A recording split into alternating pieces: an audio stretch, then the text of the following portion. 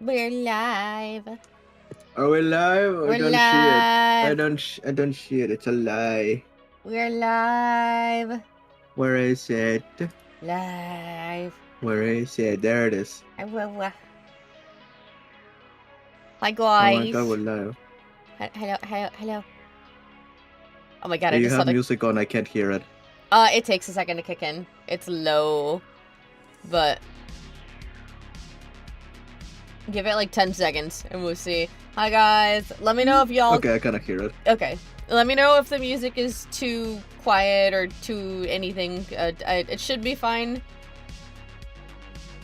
Because It should. It always starts like really low in these vaporwave mixes and then it just suddenly like kicks in. So like it's showing it's at like half volume from like our talking volume. So it should be fine. Wait, where's Shashi? Hi Madman, Which hi one? Rick. Oh my god, Josh, hello. Oh my Hi god. Oh my god, hello. Rainier. Oh, hello Oh my god, oh my god. Rodrigo. I can't fucking read. Why are my eyes blurry? Hello Rodrigo. Hello. Oh my god. It's still the ranking system. Oh my god, who's first? Hold on, Yeah. let's see. Right first? now it's Rick. It's Rick. Yeah. Rick and then Rick is Laren and then first. Madman. Oh my lord. Oh my lord, oh my lord. Hello, All right. hello. Guys, Transformers. Verity. Oh my god, Verity. The green Very TM. tie. Okay, good. Verity said the music sounds perfectly music. Good. Transformers. Robots and Good. guys. Alright, how about... Callie, how about I do a custom Starscream design for you? Oh my god, please. Alright. You know what? I'm not gonna. I'm gonna pull up the images on my PC because I forgot to turn on the safe search in my Google in the iPad. no. I don't want to risk getting flashed. Yeah. All right, let's see. So, Starscream.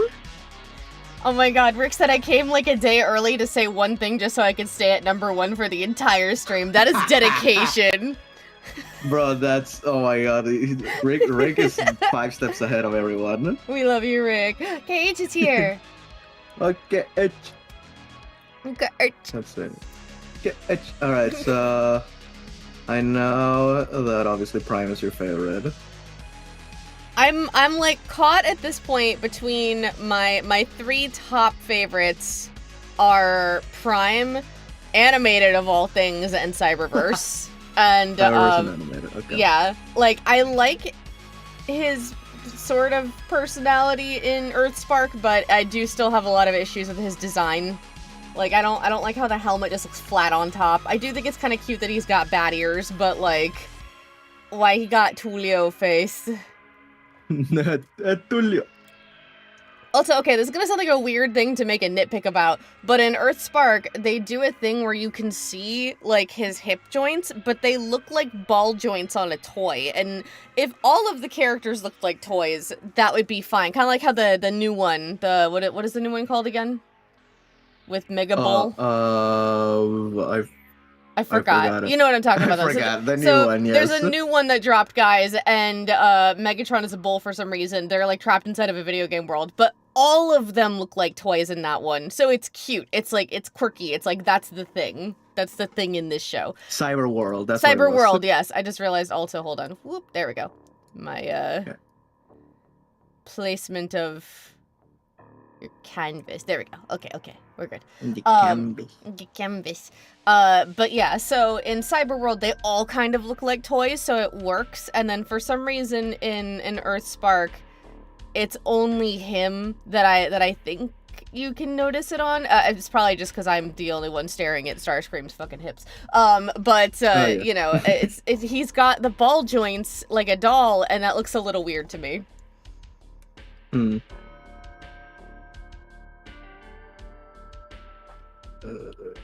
Rick said I was kind of planning to come back every hour for more XP, but that would be spammy. No, that would have been funny as fuck. Oh my god. Frown is here.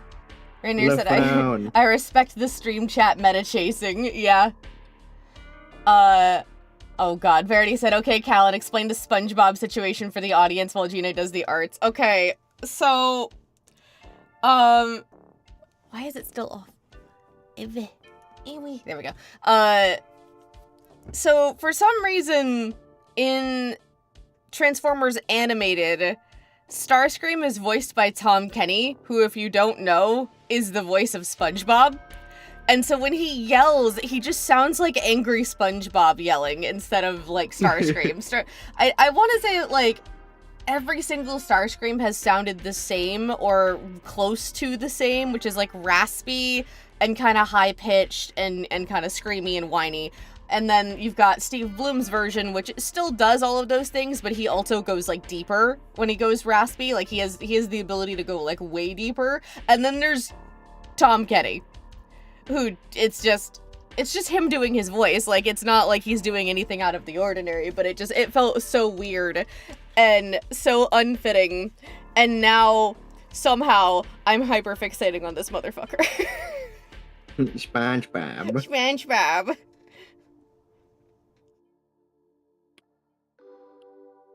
Instead of looking for the Allspark, he's looking for the Krabby Patty recipe. He's just evil SpongeBob. Rick said noted for next stream, XP farming is allowed. Yeah, it's allowed.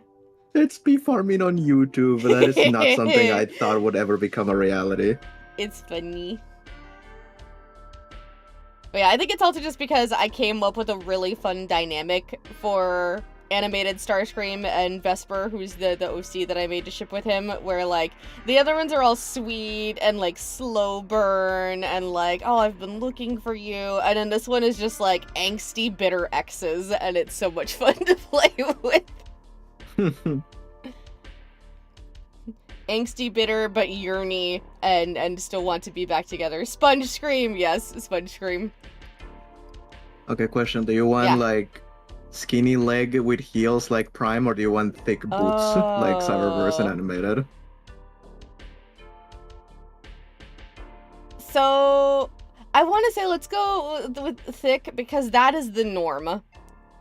Yeah, a lot of Transformers have just extremely thick legs. Yeah, so it doesn't have to be quite as, like, thick and chunky as they do, like fucking Cyberverse and Earthspark especially have, like, you know, really, like, skinny and then, like, super thick and chunky, like, from the knee down. Like, not even Animated does that, and Animated does, like, the stick thighs.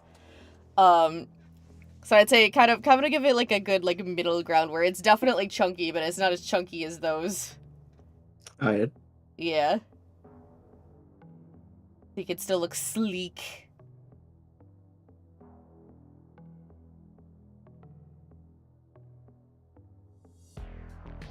Frown said, exes/divorced is an underrated ship dynamic, though IDK if ship is the right term. I mean, it still is, because they still want each other. They still very much want each other. It's like exes who want to get back together, but they're both too proud to say so. Mm-hmm. Oh god, it's hot in here. I'm wearing pants for once. I usually wear shorts all the time. Star Sponge, oh god. Oh, I forgot to tell you, Gknight, I slipped when I was talking to Corv because I was speaking too quickly, and instead of saying Starscream, I accidentally said Starcream. What? Yeah, and he paused, and he just slowly looks at me, and I was like, don't you even say it! Verity said, do you want slut heels or thick boots? Wow, that's like asking Callan to choose between their own children. But see, here's the thing. They're thick slut boots. Starscream almost always has heels at this point, and I love it. They always like to do a thing where, like, it's funny because they don't do this in Prime. He just has friggin' stilettos on, but, like, in most of his designs, the jet port from his plain alt mode is the heel, and so he's just wearing slut heels. I love it.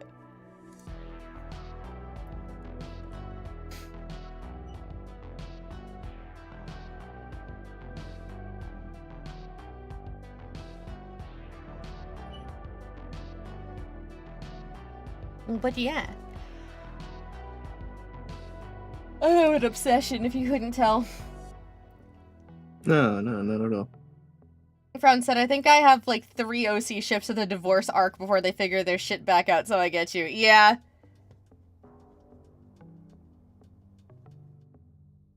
I know I posted it in the server. So, it is there.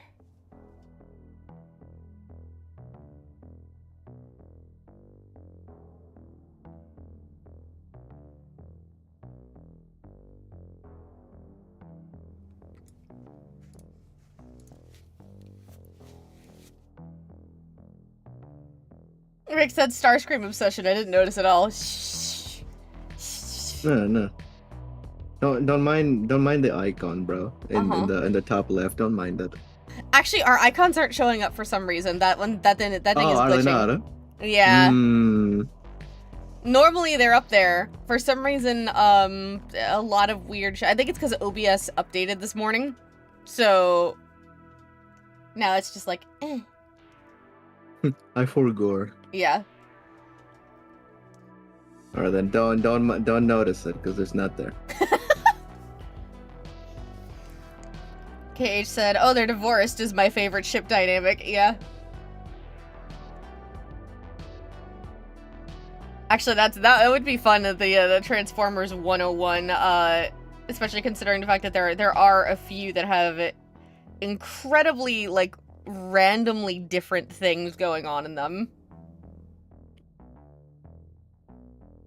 Trying to figure out like which one to even talk about first. So like, how much do y'all even know about Transformers in general? Because I should probably give like the TLDR lore dump on the things that are usually included in every single canon. I say as I grab my coffee to ship. Ship. Blech. I'm gonna bite those hips. Huh? Don't judge me. Leave me alone. I'm judging you. Verity said this is a Starstream. No. Madman said nothing at all. Rick said I've only watched Prime. Okay. So Oh, even then, Prime is so based. Prime is very based. If you're gonna watch only one, you picked a good one. Okay. So your generic story beats are let's see, Rainier said I know some general stuff, but there's definitely a lot of lore and nitty-gritty stuff that I'm missing. Brown says I know very little, mostly what I've gathered in the server and robot car people exist. And Laren said I know next to nothing about Transformers. Okay, yeah, so yeah, we'll start with the basics. So your basic story beats are essentially there's this other world called Cybertron, which is where all the Transformers come from, and the big problem can sometimes be shifted based on which continuity you're looking at, but basically rich people bad, rich people awful, and so Megatron and Optimus, who originally are D16 and Orion Pax, decide that they want to start a rebellion to try and save their people. And that's why the Decepticon phrase is rise up, is because it started as an actual like rebellion. And they start the rebellion, but they realize that they don't see eye to eye. And instead of just fighting the rich people, which I believe in basically every case they win against, they start having issues with each other because they don't like how the other is dealing with things. The Decepticons are usually considered a lot more aggressive because Megatron was quite literally a gladiatorial fighter. And so the Decepticons tend to think of like strength as the number one thing. And so they'll follow whoever is the strongest leader, and therefore they're following Megatron. Whereas Optimus is just like, oh, we all have to be like equals, and we all have to be love and peace in the universe, and all that jazz. Which is why he's the one who winds up with the Matrix of Leadership, because the Primes deem him the best leader.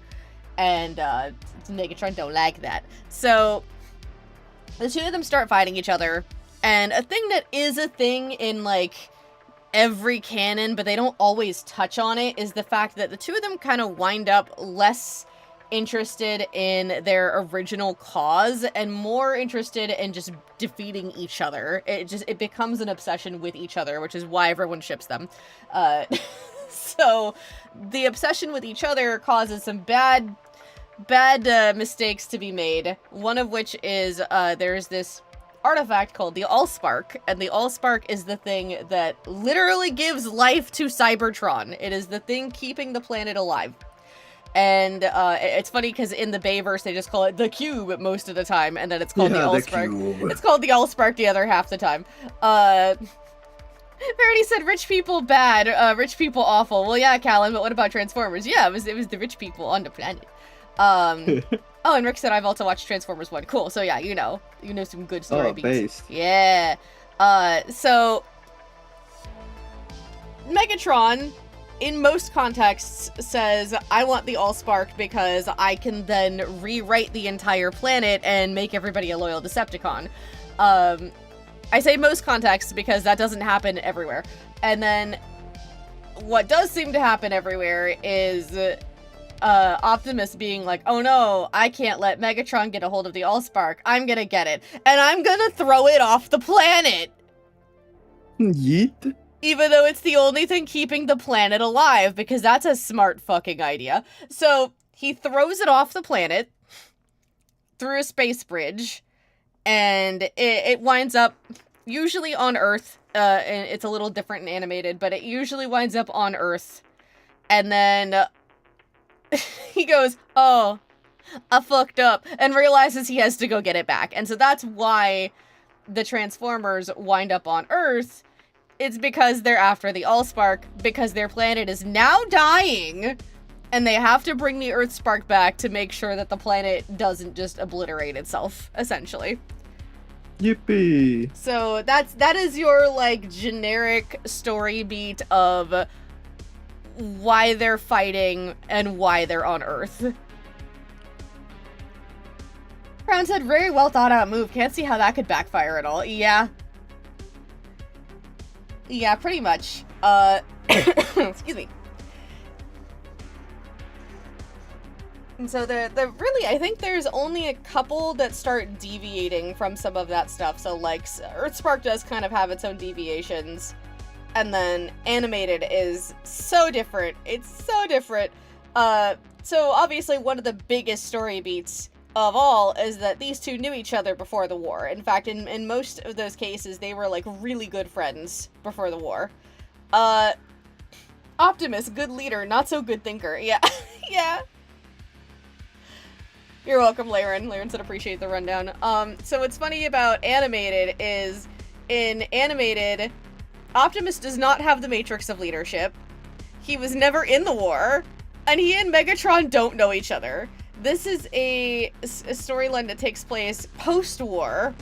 So the Decepticons were already defeated, and they're just kind of wandering around in the outskirts of the galaxy. And also, you can just become a Prime if you go through Elite Guard School and you become a captain of a ship. It's so weird. So that's how Optimus is a Prime. And he normally primes are like supposed to be these like mystical warriors and leaders, and in anime it's just like it's like a general type thing. It's like you become a general by going through training and getting your own squad. That's basically a prime in anime. It's just it's just a higher ranking general. Yeah, it's usually you are a chosen one, and in this case it's like, you worked hard enough, I guess. Here's your title. Yeah, congratulations. Mm-hmm. Madman said, this whole thing that gives life to my planet and species. Can't let Megatron get his mittens on it. Yeah, pretty much. I love how I just pictured Megatron with, like, cat mittens. Beans. People draw Shockwave with those a lot. I love it. But yeah, so he's still a Prime, but he doesn't have the matrix of leadership. He's not thought of as, like, a good leader yet. And he doesn't know Megatron. And so he and his crew are kind of like the fuck-ups of the Academy. And then there's Prowl, who they just picked up randomly one day. And then there's Ratchet, who's the only one who actually was in the war. Ratchet is crotchety old grandpa. And then you've got Bumblebee, Bulkhead, and Prowl. And so it's just them, and they go around fixing space bridges. And then they just randomly find the Allspark. And first, Ratchet's like, put that back, and then a Decepticon ship randomly shows up, and he's like, never mind, let's go, we gotta go. So they go, they try to call for backup, and then the Decepticons are just like, nah bro, we're gonna chase you. And in the stupidest move I've ever seen, Megatron gets blown up because Starscream pulls the shit of, I'm gonna walk up behind you and pat you on the back and pretend that I'm wishing you luck, but I'm gonna plant a bomb on you. Yes. I will never get over that. The fact that he just walks up and pat, and Megatron's like, what are you doing? And he's just like, just wishing you luck, and it's just like, that worked? What do you mean that worked? How? So yeah, Megatron attacks them, They kind of like wind up going through a space bridge. Megatron gets exploded. They all wind up on Earth, except for Starscream. For some reason, I think he's the only one left on the Decepticon ship, and you think he gets blown up because some weird shit happens. I think it's because the space bridge blows up. I don't remember. But yeah, so they wind up on Earth. They're like asleep for a while, and some random dude finds Megatron's head and pieces of his body, and it's just like, ooh woo, giant robot. I'm gonna reverse engineer this and start a robotics company because that's a smart idea. Hell yeah, bruh. And then, yeah, and then they wake up, and yeah, your adventures begin from there. That's why they're on Earth. Prime and animated, Admiral, Prime in most continuities, Pope, yeah, true.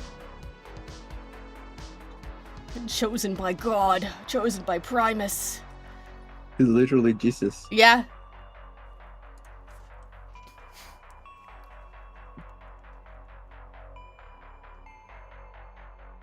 Also, for some reason, in animated, Optimus is like half the size of Megatron instead of being roughly around the same size as him, like in every other context. So he just gets picked up like a doll half the time.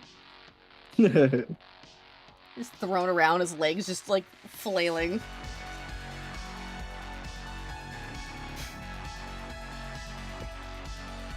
I could be wrong. I think the only two contexts we get that are post-war are animated and Earthspark. I think.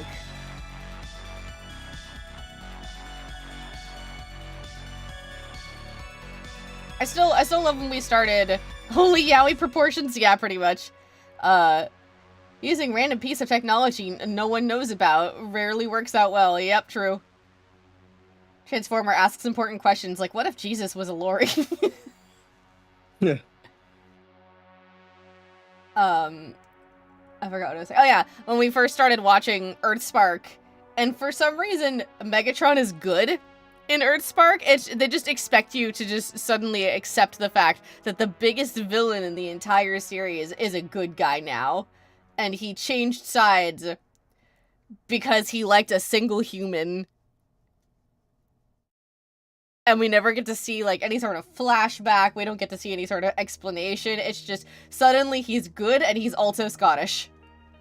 Yeah, he's Scottish. Scottish!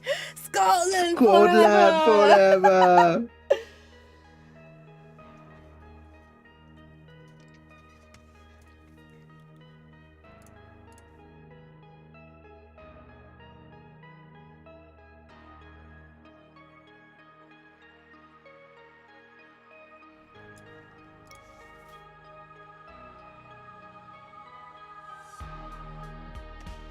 And then, you know, there's Bayverse. Rick said, I'd expect him to betray them at any moment. That's the thing, he actually doesn't. You know, he's legitimately just a good guy now, and the whole time it's like, huh? How did that happen? Yeah, he's a good guy. He's like chill grandpa who used to have anger issues in his youth, basically. That's how they're playing him. And then Optimus is just kind of a stupid himbo in that version. It's really weird.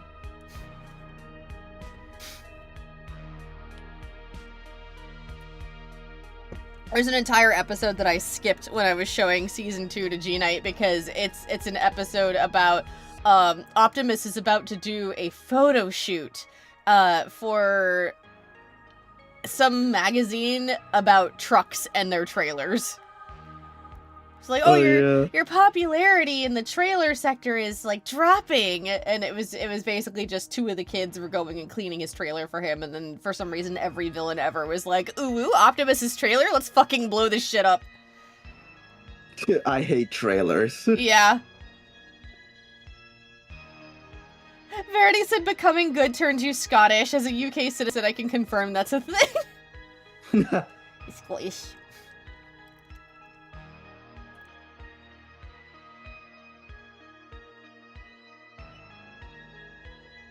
Yeah, they also start a Starscream redemption arc in season 1, and then in season 2 of Earthspark, they get entirely new writers, and they just decided to go, nah, never mind, he's just evil again, fuck it, and just, it was the dumbest explanation ever.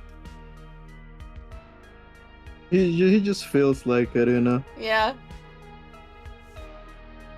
God, what was Robbie's line? It's in their name, Decepticon. Like, shut up, Robbie. You stupid child. I hate children.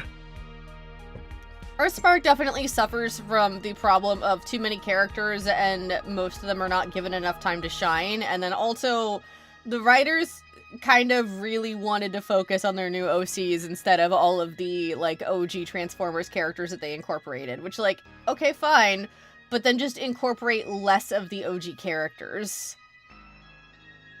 Like, make it more centered around the new characters. It's fine to do that as long as you're actually developing them and giving them growth and giving them something for people to get properly attached to. But no.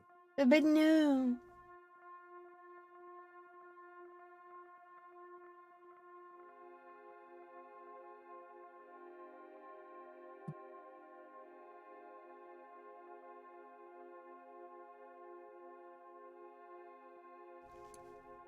Unfortunately, like, Earthspark has the other issue of they had a lot of interesting ideas, but they didn't know how to implement them well. And they also didn't know how to sift through them properly and see which ones would work and which ones didn't. So they basically just threw all of the ideas into it. And then you just kind of wind up with a garbled mess of things that, like, honestly just shouldn't have been there. Yeah. Like, we were talking, and there are 2 whole characters that you could have just deleted entirely, and you would not have missed anything from the plot. And then that episode time could have been put towards developing the other characters. Too many. Quality over quantity. Mm-hmm.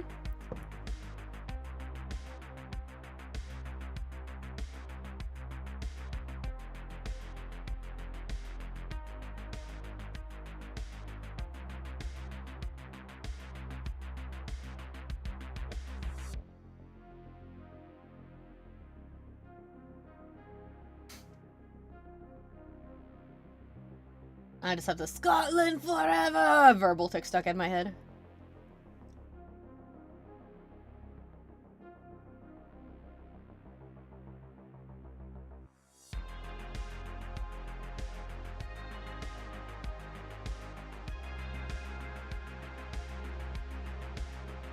Thanks for me.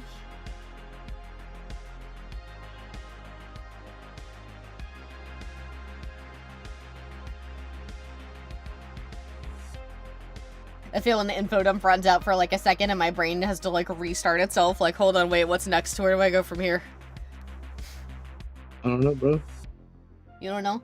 It's your stream, bro. Go, you do your thing. I know, I'm trying to figure out what to talk about next. I don't know, do y'all have any questions about stuff? Well, come on, talk about shit. Like what? Like which one? I don't know. Which one next? There's so many. I don't know, bro. We could talk about Cyberverse. Where Starscream randomly becomes a Quintesson judge. He becomes that one head motherfucker from Marvel. Yeah, it is such a weird story beat, but I'm kind of into it. He is such a little, like, shitbag in Cyberverse. It's so essentially, Starscream, canonically, in like every context, he was a scientist before the war. So he's supposed to be incredibly smart. That's actually why in G1 you will notice, like, he points shit out that is actually valid points. And then Megatron, like, makes fun of him for it. Or, like, in Prime, you know, you'll notice that obviously, like, he's not a gladiator. He's not a big fighter. But the reason why he consistently fails is because Megatron expects him to be a gladiator. He expects him to be able to do the same shit that he can do. And so he pushes Starscream to do things too fast or to do things that are not his strong suit. But in Cyberverse, he's kind of a jock. It's just, he's like the popular jock mentality. He's the popular bully kid that everyone just praises to not get bullied by him. Yeah. Oh man. Your Callan requires updating. Update and restart or update and shutdown? Yeah, that was me a second ago. Yeah, it's so funny because he's just a little dickbag. Like, there's a flashback of him and Windblade and Bumblebee at this like sports game. I think the game is literally just called Cube, and he's just like, hey, this game is boring, let's go sabotage it. And he does something really smart where he manages to like hack into the Cube's system and like fucks it up so that it just causes issues. But he's just like, I'm just gonna cause problems on purpose because I feel like it. He's such a cat. He's so cat-coded. He's got cat ears in that one too. He does. He has cat ears. Like, not literal cat ears, but like the way that his helmet is shaped in that one and in a couple of other ones. He looks like he's got cat ears, and I love it. He looks like a Meowth with a little coin on the front.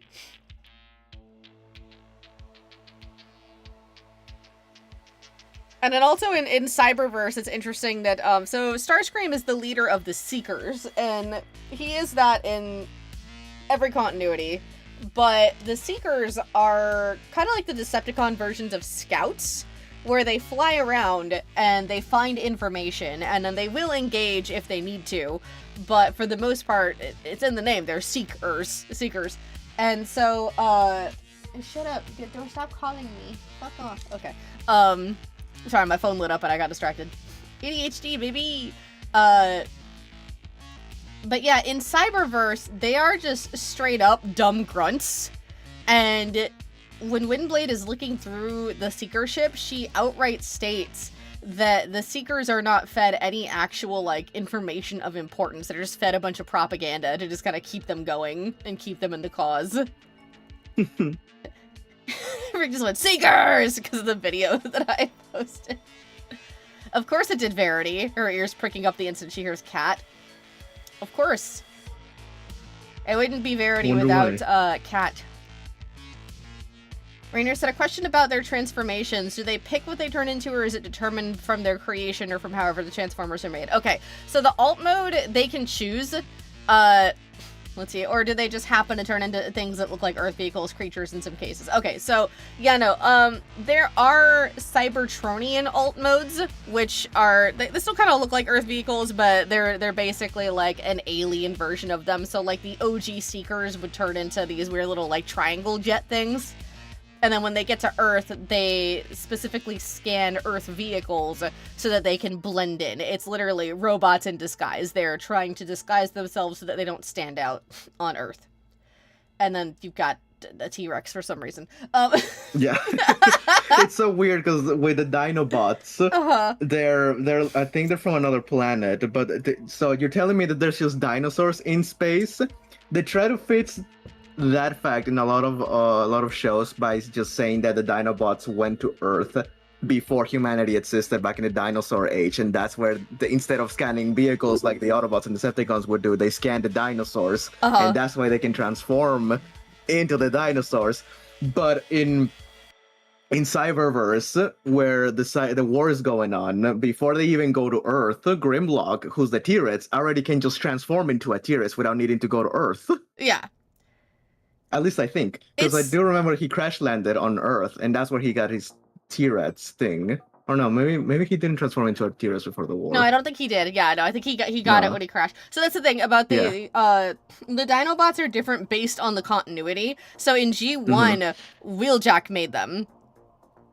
So, like, he makes Grimlock first, and then Grimlock Big Stupid, and then for some reason later they're like, I'm gonna make more! And so he makes, like, 3 more of them. Because it's the... Yeah, he makes 3 more of them. Swoop, Slag, and... Sludge or Scudge or something weird like that, yeah. So, like, he makes, like, 3 more of them, and they're just kind of dumb. And that's their whole thing, is they big dumb. And then in other continuities, like, he's smart when he's in his, like, Cybertronian mode, and then he's dumb when he's in dinosaur mode, because they basically do a thing where they, like, put the smarts towards his aggression instead so he can fight better, or some weird shit like that. There's lots of different stuff. There is also the whole thing of, like, Beast Wars and Beast Machines, where the Maximals and the Predacons come from a different planet, and some of the Predacons are also dinosaurs, so they get, like, there's literally one named Dinobot, so it's just kind of like, Okay. Yeah. So it's different based on each context for the Dinobots. But yeah. And then in freaking Rise of the Beast, the Maximals can already transform into animals before they even go to Earth. Uh-huh. Also, Acid Storm, it actually says directly in the title, it's Gknight drawing, not me. And we are not taking requests. Sorry, my brain derped out in the middle of the word. Like, what the fuck word am I looking for? Gknight is drawing Starscream. It is I, the guy. The guy. Lawrence, the Dinobot talk reminded me of this random show I saw when I was a kid called Dinosaurs. Looking back, it was probably a deliberate ripoff of Transformers. Yeah, probably. There was a lot of stuff that did that. But yeah, going back to the question, they do choose their alt modes, and it's usually a thing, not always, but it's usually a thing that the Autobots are land-based vehicles and the Decepticons are air-based vehicles. Mm-hmm.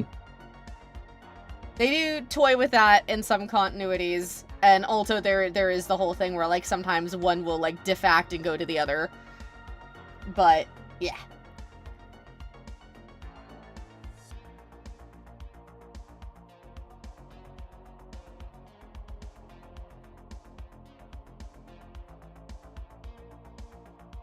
Also, there's a couple of, like, different continuities of how they get their alt modes, too. So, like, in some, they scan their alt mode themselves, and then in G1, and then also in the comic that I'm reading, which I think is literally just referred to as the Energon universe, it's given to them. So, like, in G1, Teletron 1 is the one that gives it to them. So basically they wind up crashing on Earth, and then you get a 4 million years later fucking time skip, and Teletran 1 is just like, oh, there was an earthquake and I'm suddenly awake and I have power, so I'm going to send out a little bot to scan a bunch of Earth-based vehicles, and I'm going to assign you your alt modes so that you can blend in, and it gives all of them their alt modes. And then in the comic, it's actually Jetfire who does it. Jetfire, like, shows up and it's just like, oh my god, all my brothers. Like, he's basically just been completely out for the entire war, and so he has no idea what's going on, so he brings back Starscream first. And, Starscream is just like, oh, cool. All of the others are down. He shoots Bumblebee in the face. He's just like, I'm gonna take them out while they're down. And Jetfire's like, hold on, what's going on?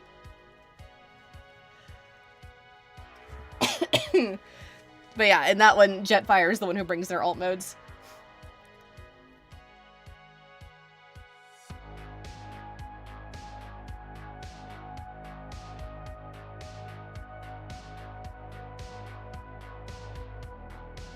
Hi, Camtoons!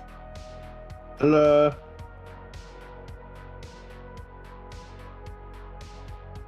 To answer the question that both Cam and Acid Storm asked, Gknight is drawing his own version of Starscream that he is designing, like, in-stream. Brand new. Yes. And my man's. I'm gonna bite him. Hello?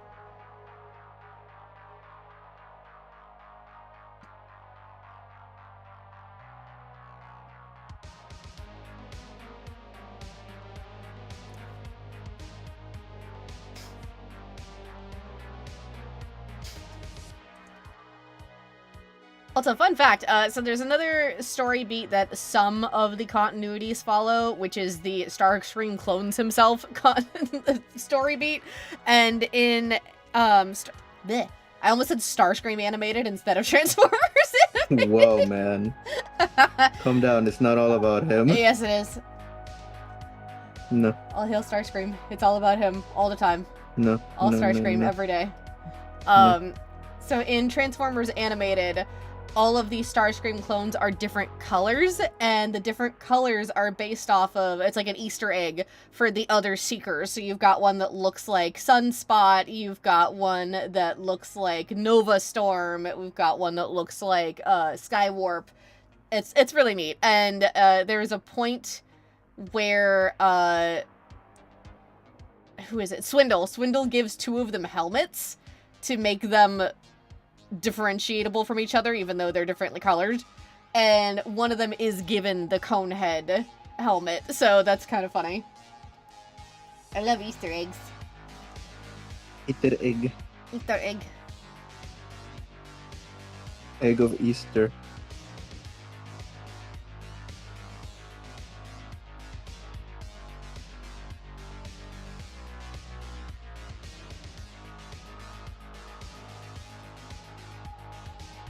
How does Starscream even do that? So he is a scientist, so he just kind of happens to have the knowledge for some reason. And in Prime, he has this old ship, like an old Decepticon ship that he takes refuge in when he decides to like leave for a while, and it just happens to have the cloning technology there. So he makes himself multiple clones, and in that one he can actually feel when the other clones die, which is a fun thing that he has to deal with. The story beat is usually he clones himself because he doesn't think he can trust the other Decepticons, which he can't, and he wants to take out Megatron. So he's just like, I'm gonna clone myself and send the clones to go kill him. And yeah, so that's essentially what happens in Prime. It's over the course of a single episode, maybe 2. I think it's 2. And then in animated, he does this weird thing where, like, so Starscream gets killed pretty early on in animated, but they blew up the Allspark, as they often do, and a chunk of it wound up in his forehead, and so now Starscream is just immortal for now, and so he finds the cloning technology, he makes himself a bunch of new bodies, and then apparently by sticking a protoform, which is essentially an infant, into the body, and a chunk of the Allspark fragment, he can then completely clone himself, but each of the clones has one aspect of his personality. So I shit you not, there is hold on, I made a list. Where did it go? My list was very funny. I was info dumping to someone else earlier too, because that's what I do. So the clones are egotist, liar, suck up, coward, and woman. Yeah, just a woman. Woman. He's like, what part of me do you come from? And she's like, you don't want to know. I'm pretty sure she represents betrayal, because she does betray him. But yeah, just woman. Just a woman. Lyran said immortal for now is a fun phrase. Yeah, well, once they suck the Allspark fragment out of his head, he's done, so, you know. Gone, reduced to atoms. Excuse me. Okay, H said, I gotta say that Chunky Legs is peak character design, but then you add heels and I vacate the stratosphere. Yeah, same. I already said, yes, the woman personality trait. Yeah.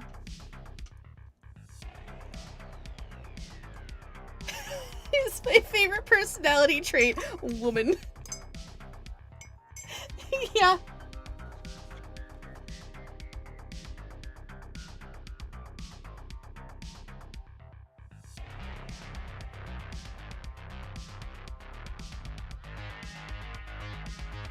Oh yeah, by the way, Gknight. The maintenance dude literally never showed up. The blower is still sitting outside. Bro, what? Yeah. Oh my god, these people. Yeah.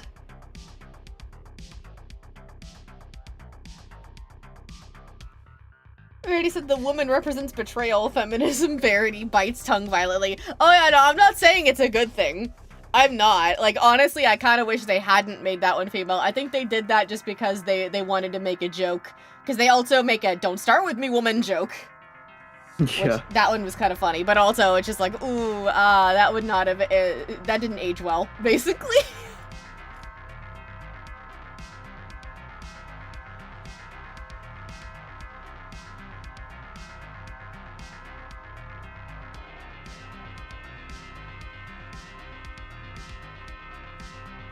Frowns said finders keepers, it's your blower now. I don't want to get fined. Mine.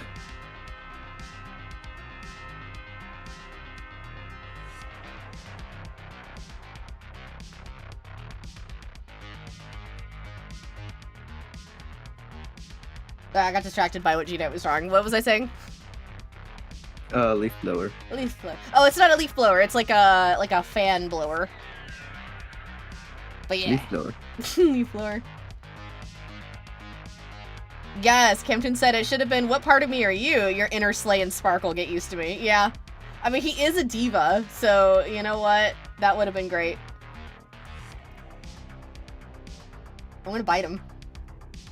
Huh? What? Bro? What? Control yourself. I can't. I have a problem. You do. Control yourself. I can't. Calm down, bro. I can't. Bro.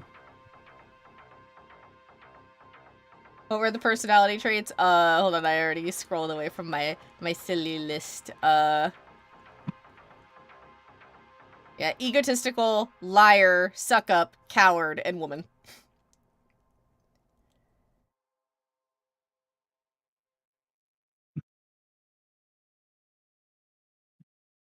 So what's funny is a bunch of people are talking about, like, bi-gender and stuff like that. So technically Transformers don't have genders. Mm-hmm. It's a whole thing because in G1, you only ever saw males.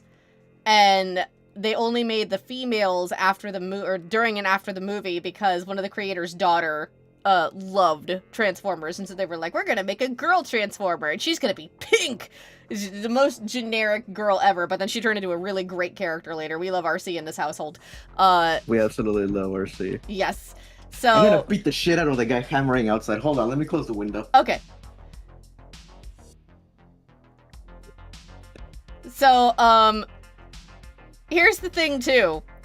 Guys getting pregnant is fully canon in the Transformers universe, especially in the comics, and it is just kind of accepted in the fandom, especially in the not safe for work side of the fandom, that all of the guys just have robussies, and then anyone who has... That's certainly a thing to come back to. Yeah. I was explaining the Transformer gender thing about how, like, it is canon that the guys have gotten pregnant in the comics and everything like that. Oh, yeah. Yeah, and how the fandom has just accepted the fact that all males just seem to have robussies, and then the dick is called a spike, and so guys will have spikes, and the girls technically don't, but also there's another, like, thing of, like, oh, they could be detachable or whatever. So, case of the, well, I didn't expect to hear that today. Yeah, no, it's a thing. So technically, normal genders do not apply to Transformers. It's kind of a, we call them he, him because they present very masculine, or we call them she, her because they present very feminine, but technically none of them have an actual gender.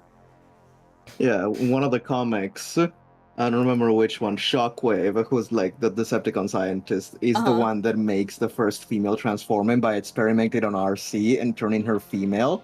So, you know what? We stand trans RC in this household. Yep. Fuck yes. We love our trans women in this house. Yeah. And RC in that comic was the first female transformer, and as Callan explained, she was just overall the first female transformer, and she led to all the other ladies in the show.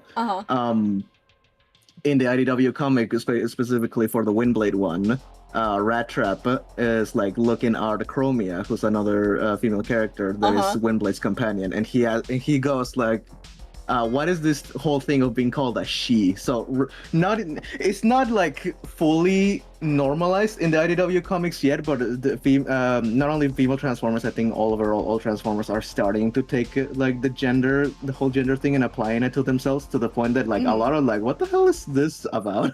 Yeah, and the thing is too, Chromia and Windblade are from a completely different like planet, so yeah, the more feminine Transformers are either like created or from a different planet. So it's, again, you can't really apply the normal gender to any of these guys.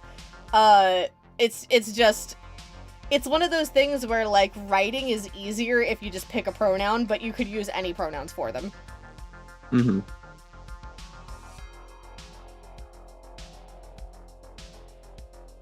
Rick said, wait, have y'all heard they've succeeded in making Rat Empreg a reality? What? Oh yeah, Empreg rats. I've seen them. It's canon. It's fine. It's real. Oh my god. And then Camtoon said, yeah, no, during my brief look into the fandom a while back, the Empreg was a big surprise. Yeah, no, Scorponok, like, canonically had a baby. And he was trying to convince his entire crew to also get pregnant. Guys, you should try it. Not. Yeah, there's literally a comic panel of him with a very human-looking baby inside of him. It's very weird. Yeah. Yeah, there's, I don't remember if it's actually canon or not, but there's, like, just an understanding in the fandom of, like, if you are the one who got someone pregnant, you're called the sire, and if you are the one who is carrying the baby, you're called the carrier, and it literally does not matter what gender you are, you can be a carrier. So, yeah, that's a thing. We already said stage magician voice. Pick a pronoun. Any pronoun you like. Yeah, pretty much. That's essentially how the Transformers run. So, like... I love that since the origins, Transformers have been such, like, highly LGBTQ inclusive in their thing without realizing they were. And there's still people who to this day are, like, just gaslighting themselves into not accepting the truth about the fact that Transformers is so inclusive with everything. And the other day, I saw someone, you know, with all the political shit, which we're not gonna get into in the US right now. Someone's like going on a rant about how, like, this was all under a fucking picture of Optimus Prime holding a pride flag, because one of his monos is literally just freedom is the right of all sentient beings. Yes. And of course, you know, obviously he supports everyone. And some dude was on a rant about how, dude, no, Optimus would never, and it's like, bro. Yeah, and it's of course somebody else had to go nerd mode, which I always appreciate, and just drop screenshots of every fucking section of the comics where some form of LGBT was mentioned, and the fucking Mpreg, and the Transformers, and the non-binary shit from Earthspark. Yep. And everything is just, dude, are you sure we've watched the same thing? It's fantastic.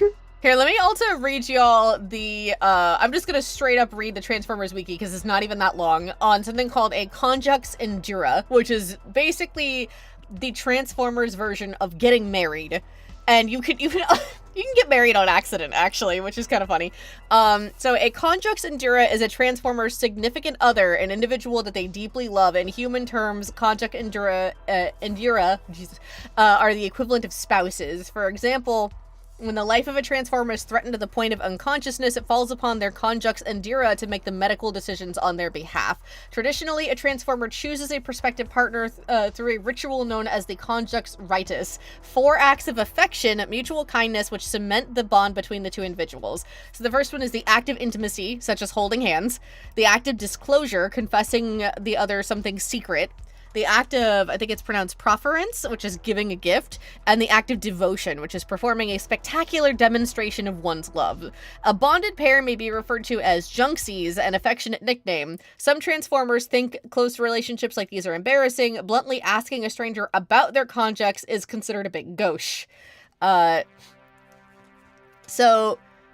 And this has been in the continuity since 2005. So 20 years now. 2005 IDW continuity. So back in Sentinel Prime's day, the concept of a conjux endura was known as spark mates. So the spark is literally like their heart, essentially. Very few Transformers have more than one conjux endura in their lifespan, and many don't even have one. Chrome Dome was an exception, having at least 4.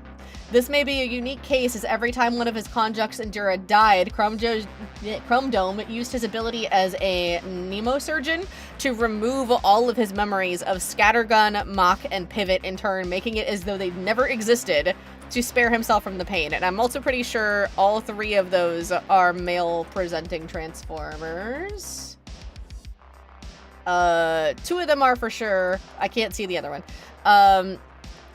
Let's see. Each time Brainstorm, who is another friend, objected, and each time Chrome Dome appeared to agree to hold off before performing the procedure the moment Brainstorm left the room, This all had a side effect of leading Chromodome to believe he was, quote-unquote, born dry, the only person in history without the innermost energon, which in fact is just because he took part of the ceremony of leaving a vial of innermost energon next to a friend or loved one so often that he literally had nothing left to give. So he had so much love to give that he drained himself. And then when Rewind died, Rewind became his conjux Endura, who's another male-presenting transformer. Chromodome planned to remove the memory again over Brainstorm's by then ritualistic objections, but the final message from Rewind convinced him not to go through with it. Before the war, Trax would needle Nose by saying his brother's friend Hori Bull was his conjux. Needle Nose denied it at the time, but millions of years later, he'd angrily tell Trax that Hori Bucks was the only one he'd ever loved, and didn't know if he returned his feelings. So that's another gay couple right there. A tradition survived in some of the Cybertronian colonies, such as the societies of Caminus, so where Windblade comes from, and Velocitron. Knockout's conjux Endura is Breakdown. Again, another gay couple right there. I fucking love Knockout. The two of them are actually in Prime, and even though they don't specifically state it, you can tell they're together. Like, you can tell. It's so obvious. Yeah. The Torchbearers, Dust Up, and Jumpstream are conjux Endura. Let's see. What are Dust Up and Jumpstream here? Okay, so that one looks like a what you could consider a straight couple, or straight passing, because it's like one male presenting, one female presenting. Let's see. Tigatron and Air Razor. That's another straight passing relationship. Let's see. Greenlight and Lancer were in a relationship. One of them's not loading. Oh, that's two women. And it's showing USBs. G1 design, so there's two women right there. Let's see. The term was never used, but they were in a relationship. Let's see. Light Bright and Spark Stalker. That's a straight passing relationship. Blah, blah, blah, blah. But yeah, so out of all of those, there's one lesbian relationship that was completely canon and multiple gay relationships that were canon. And we've also got, where did it go? So there's somebody named Getaway who is outright trying to secretly walk Tailgate through the rituals, which is kind of skeevy. God. Yeah, no, he was literally like, yeah, I'm gonna make that one my conjux. But then Cyclonus and Tailgate accidentally completed all of the rituals, and they were definitely very married. I love those two. That's one of my favorite ships, actually, is Tailgate and Cyclonus. Fucking love Cyclonus. But yeah, and then it lists a couple more, but as you can see, gay has been very, very normal in Transformers for a very long time, so like well over 20 years, if you're taking just the comics into context, and there's so much more than just the comics, because the original show came out in 1984.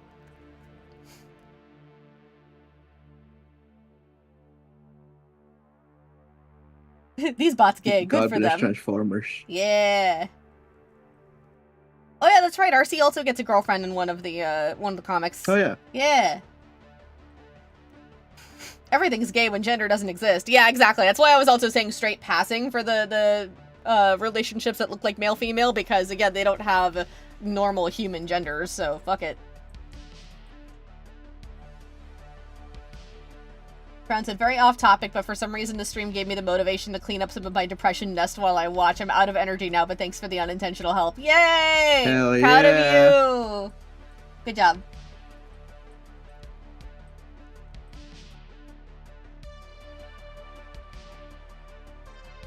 Laren said, great to hear of the prevalent representation there. Yeah. There's like a lot of interesting stuff in the comics, especially. There's a lot of really deep, like, dramatic, traumatic stuff in the comics too. Like, holy shit. Like, oh god, I forget what it's called now, but the thing I sent you that TikTok about, Gknight, where they, like, remove their heads so that they can't do facial expressions, and they also remove their hands because they're basically, like, shunning them from society.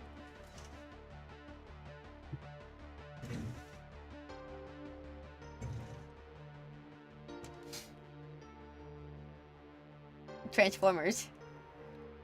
Transformer. Robots in disguise. More than meets the eye. And stuff.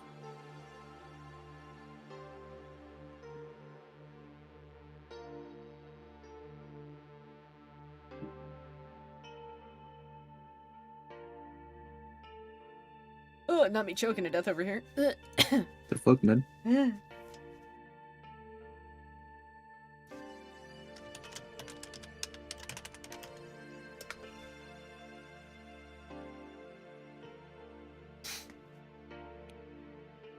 Transformers.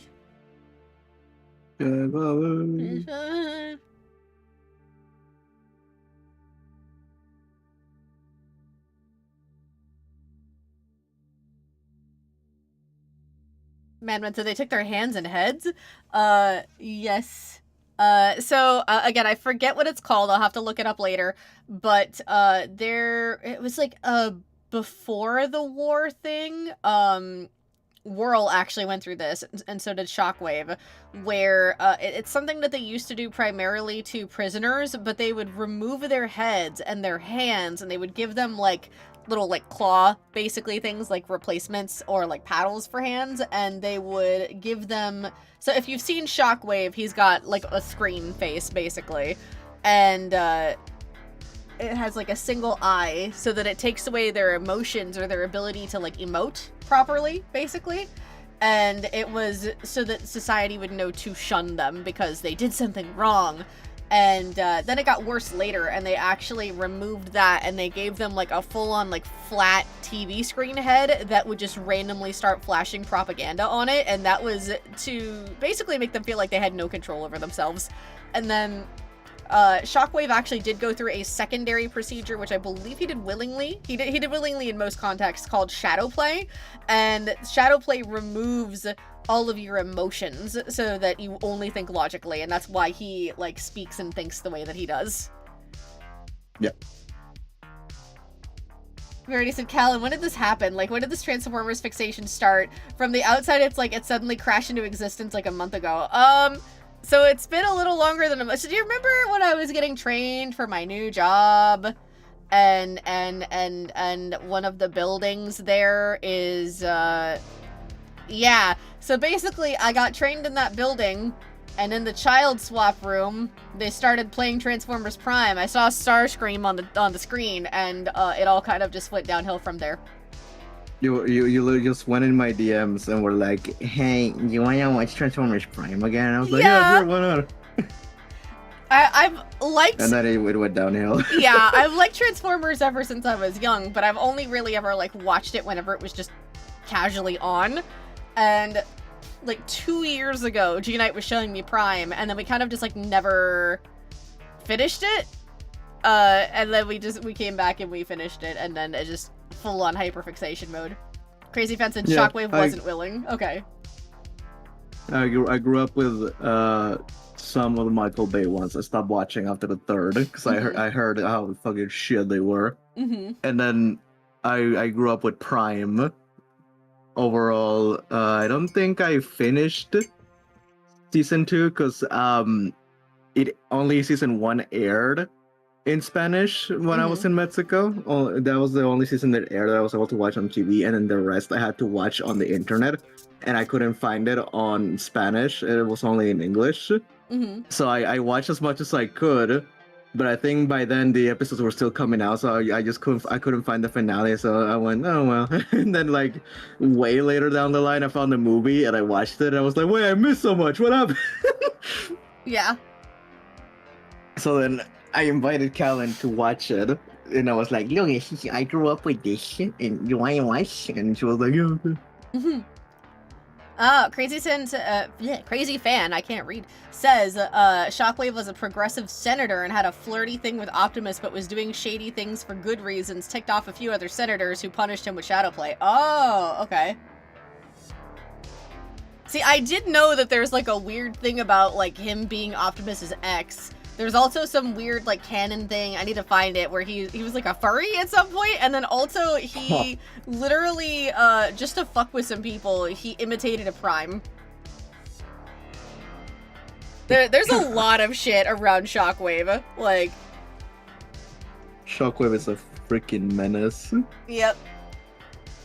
But yeah, when it comes to, like, growing up with Transformers, I definitely saw Beast Machines, and I saw bits and pieces of Beast Wars. I think I saw bits and pieces of, like, reruns of G1 here and there. And then, like, I literally saw the first Michael Bay movie in theaters when it came out. Like, I went with my group of high school friends on the premiere night, and we watched, like, full packed theater Transformers Michael Bay. And I didn't really know, like, enough about it to fully be like, oh, this is this character and that is that character and stuff like that. So, like, it was interesting rewatching it with Gknight last night because it was kind of just like, oh, Ratchet, what did they do to you? Your poor face. Oh no. Wheelie, what the fuck happened to you? But yeah. Chicken leg Starscream. Oh, no. Chicken leg Dorito. No, the only Starscream I don't like. This is literally Starscream in Michael Bay. Yeah, no, literally. Yeah. Oh my god. They're next to each other, though. Yeah. Oh, man. He is the stupidest death of all of the Starscreams. Oh, no.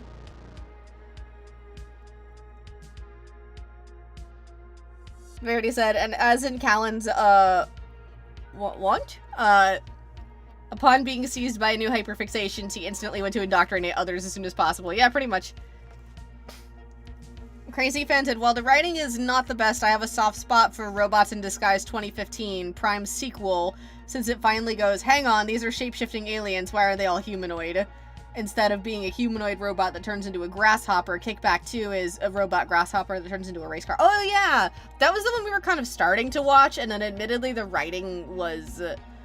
yeah, the writing was very off, and some of the designs were kind of weird to us, so it was a little hard to watch that one. I don't understand why Bumblebee has a giant-ass fucking rhino neck, and that helmet looks terrible on him. He's so buff now, and it's just like, oh, come on, he's a sleek race car. Please. Slay Queen versus the mosquito posture, yeah. Angry little triangle. Angry Dorito.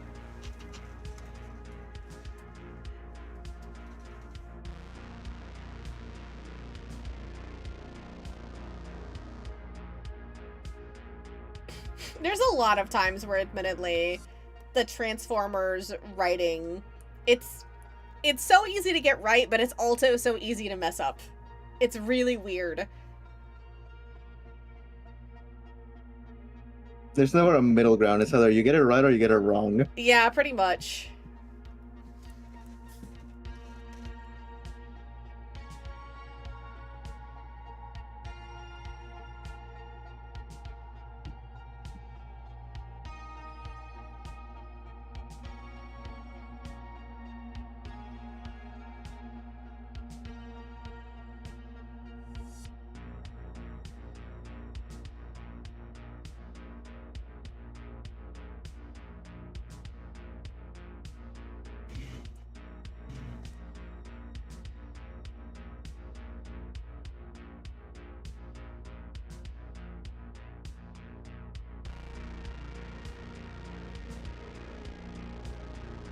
I keep wanting to watch Cyberverse. Or then meet the eye. I just love how Starscream is a stupid little fuck-ass jock in that one.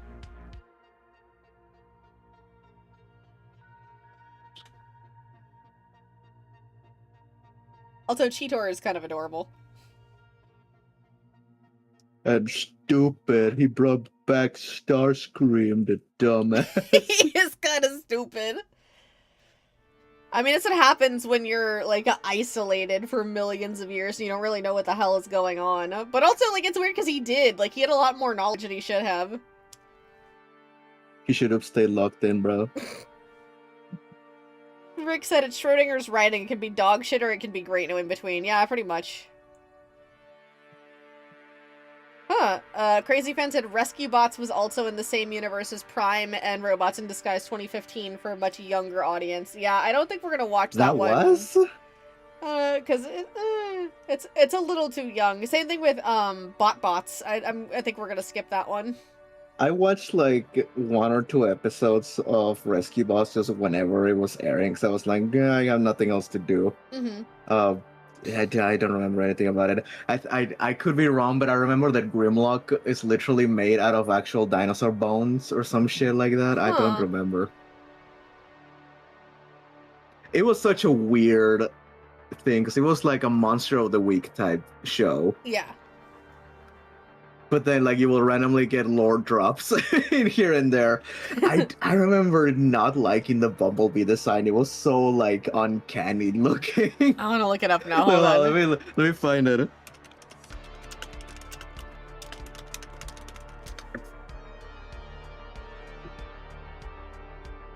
Ugh. Yeah, it's so weird. The thing is, Bumblebee looks like actual alien face, and then the others have like different, very like humanoid looking faces. What is this toy? What? Look in the hands. What is this Bumblebee toy? Why is he so short and stubby? There's another one. Why are the Bumblebee toys so freaking short and stubby, like he got stepped on? Oh my god! It looks like look at him. It looks like someone squished. Oh my god! It literally looks like someone grabbed a marshmallow and like squished it. Look at a little baby car. Oh, he gets worse. Oh my god. How does he get smaller and stubbier with each fucking toy? Look at this. How does he do it? Oh my god, what the fuck? How does he do it? How does he do it? Oh god. Crazy Fan said Rescue Bots Academy has an episode where Laserbeak returns, gets injured, and some of the bot kids say that they should let him bleed to death. Oh my god! Oh.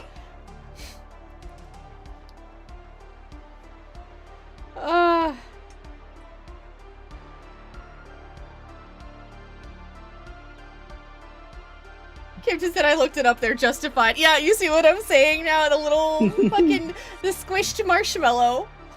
Bumblebee, what happened to you, buddy?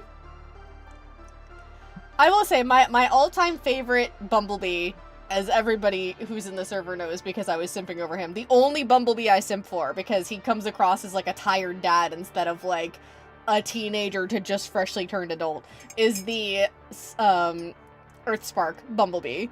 Oh, I love him. Oh, he's got a nice voice. He comes across as older.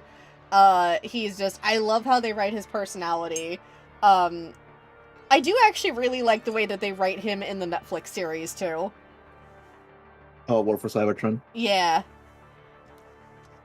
I only had a couple of complaints about that series.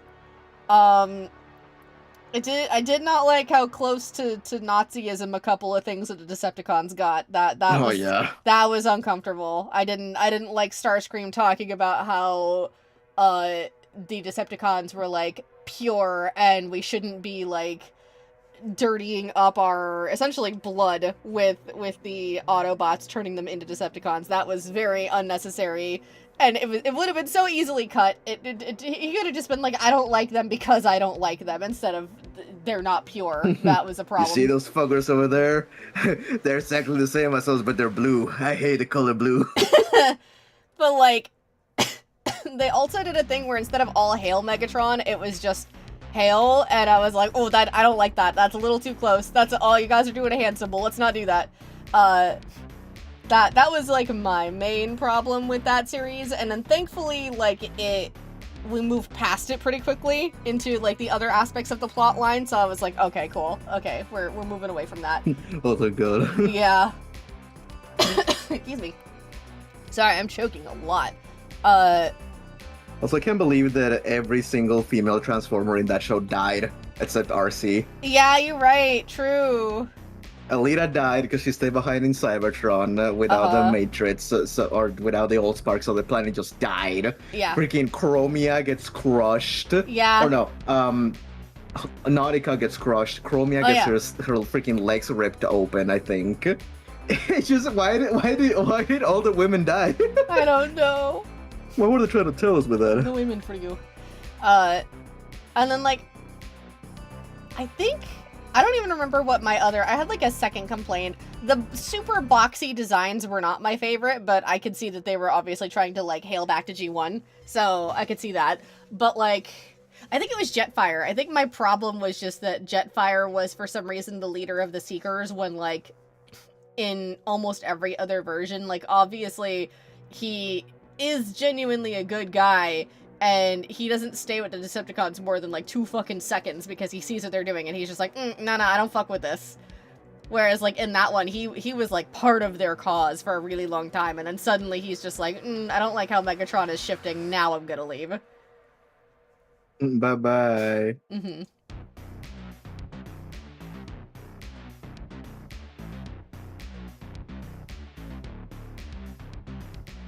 Crazy Fan said none of the other kids ever met a Decepticon before, and they were born post-war and lacked a lot of context. Yeah, that makes sense. Also, Transformers Animated has the Autobot higher-ups not really be the good guys. Yeah, we did notice that. That was a really cool thing. What with the mass-produced workers experimenting on unconscious bots, creating lobotomized titans, etc. They even erase part of their histories that shows them in a bad light. Yeah, I do think that, like, I actually do wish that Animated hadn't been canceled, because I feel like there was a lot more story to tell there, and it was kind of disappointing that, like, because we didn't get into it at first because of the art style. The art style is really weird. I fucking hate Sentinel. I hate Sentinel's design, and then I hate his personality even more. It just made it so much worse. Crimson Chin looking motherfucker. I think his design is actually a reference to the fact that his voice actor played the Tick, who also has a giant chin. So that's probably that, but all the characters have really large chins in those designs. And, we started watching it, and at first it was kind of like, this is weird, and then we were like, okay, hold on, they're kind of cooking. Hold on. And then it just really suddenly ended because they had to, because it got canceled. So it was like, oh man. Oh my god, I get it. Yeah. Also, apparently in the comics for Animated, Swindle, like, cloned himself, or something happened, and there were suddenly 3 Swindles, and 2 of the Swindles went on a date. What? Yeah, they went to, like, the Transformer Cybertron version of Caesar's Palace, basically. They went to Las Vegas. Oh my god. I forgot about the Dorito.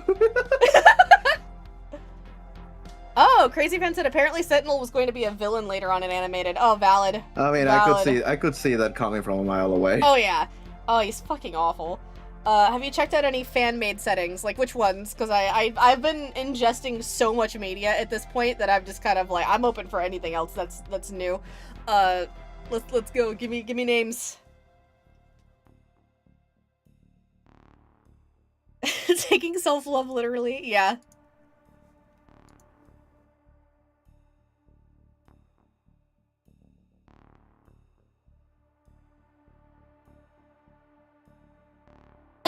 Good for them, yeah.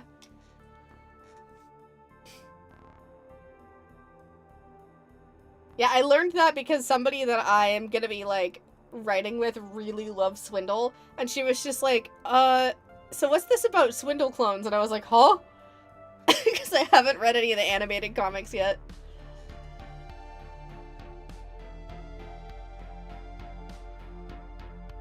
Blank says, self-obsessed and preg, this is far crazier than I imagined. If you think this is crazy, you have seen fucking nothing, my friend. Fandoms get so much weirder. These are like the lowest level of weird you could possibly get. This is basics. Mm-hmm. Absolute minimal basics.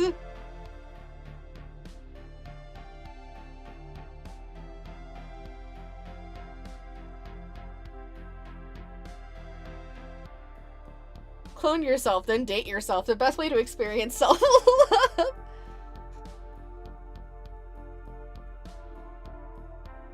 Oh my god, apparently Transformers Snap is a magical girl AU. I'm gonna take a screenshot of that and put that in our server, because I need to watch that. That's pretty funny.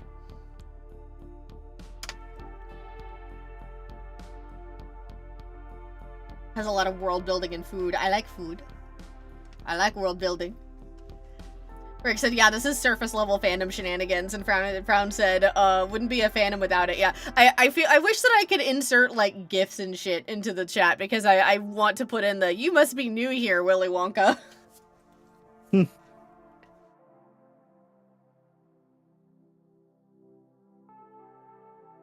I don't even know what the craziest thing I've seen in a fandom is, if I'm being fully honest. That's the thing, self-cess is very, like, normalized to me, because one of the biggest fandoms I was ever in was the Yu-Gi-Oh fandom, and their whole thing was shipping the dark selves with the light selves, the Yamis and the Hikaris, so like that was a thing. And then I was also in the dreaded Onceler fandom, and that whole thing was shipping the Oncey side with the Greedler side, so like the before corruption and after corruption. So Rainbow Dash jar, yeah, the jar's pretty bad.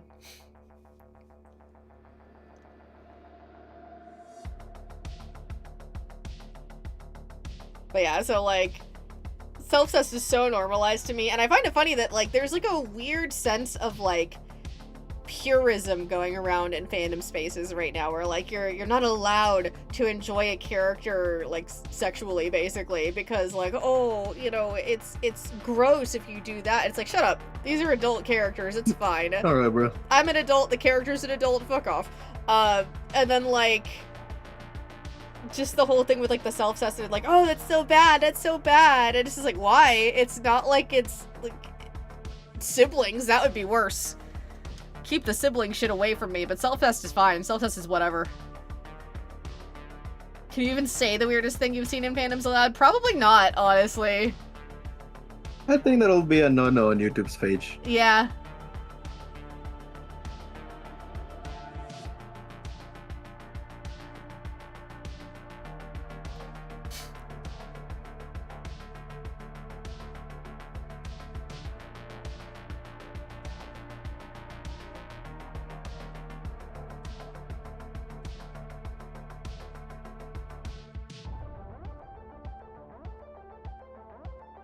I'm also just very desensitized to this stuff because I've been around since, like, the early days of online fandoms, which makes me feel old to say, but, like, it's true.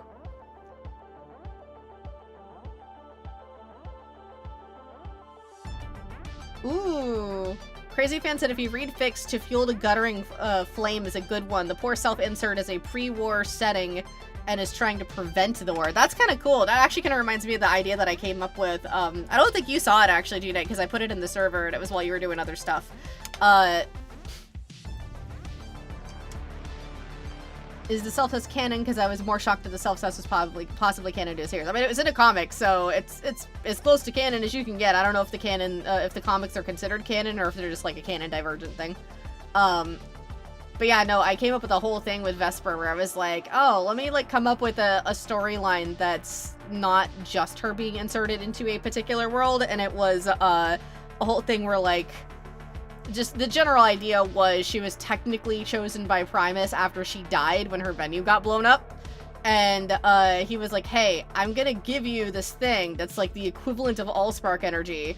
I need you to essentially track down the person who should stop the war and give them this power. And if you fail, you're just gonna get shot into a different universe. So it plays with the multiverse concept, where she keeps getting shot into different universes because she's looking at Optimus and she's looking at Megatron and she's like, I don't know who to give this to. Why did you give me this decision? And she also can't use the power herself. And the timer is, she has to do this before Unicron shows up, because essentially if Unicron shows up and turns Megatron into Galvatron, it's over. Like, there's no point in continuing on in that universe anymore. Boy. Yeah, so she is to get her bearings, figure out where she is whenever she's in a new universe, try to figure out how to weasel her way into these, like, circles, and see if these people are worthy, and she doesn't even know how to tell if they're worthy.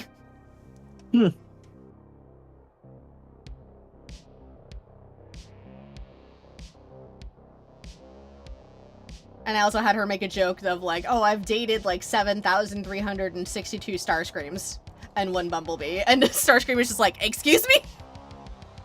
Why? Oh. Why him? Oh, interesting.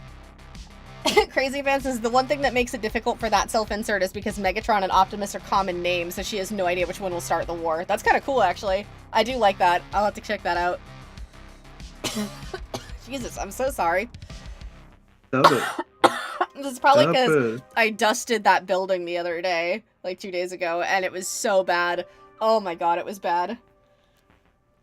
It was in chunks on the floor. Verity said, I know you're desensitized to fandom madness, Callan. You said a robot centaur wasn't a hear me out. You've been forged and reforged by the madness of fandom beyond measure. Yeah. There's stuff that I see and I'm like, that is not a hear me out. Oh, Gknight, may I make a request for this design? Definitely, like, the kitty ears instead of the vents on the side, because admittedly the vents on the side always look like monkey ears to me, and you know I do not like monkey. Thank monkey. You. Peace you. Monkey. Monkey. Monkey. You shave me. What, monkey?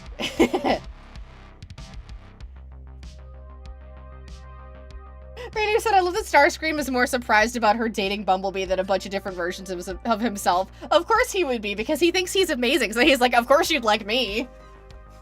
It is actually canon in quite a few different contexts, especially in G1. If you look up any of his old, like, bios, Starscream considers himself the most attractive Decepticon. It is a thing. He's pretty and he knows it.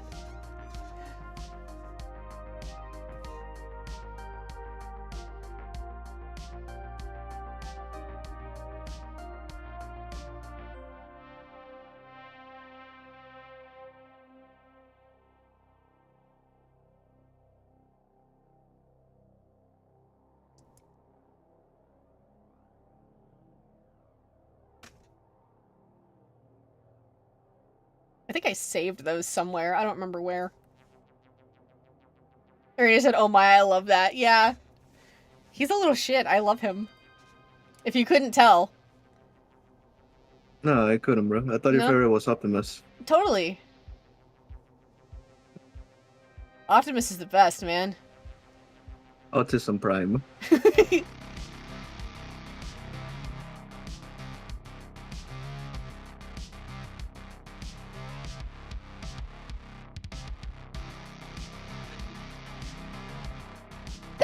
Oh, excuse me. Okay, so I think if I did save that, it's in my screenshot somewhere. And unfortunately, my screenshots are all glitching, where they don't, like, show up in the preview page for some reason. They all just show up as, like, the white piece of paper with the blue image on it, and it's got a little, like, X next to where it says the title of the thing. It started doing been like that for me for ages. Yeah, it started doing that for me for ages. The only way I can get the images to show up is if I legitimately, like, go through each one of them individually, and then it goes, oh yeah, that's a thing, and then it, like, kind of remembers them for a while, and then sometimes it'll reset.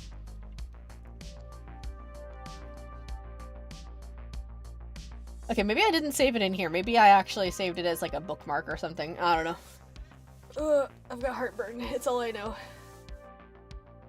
Owie. Except from all the choking. The heck, man. Kitty meow meow.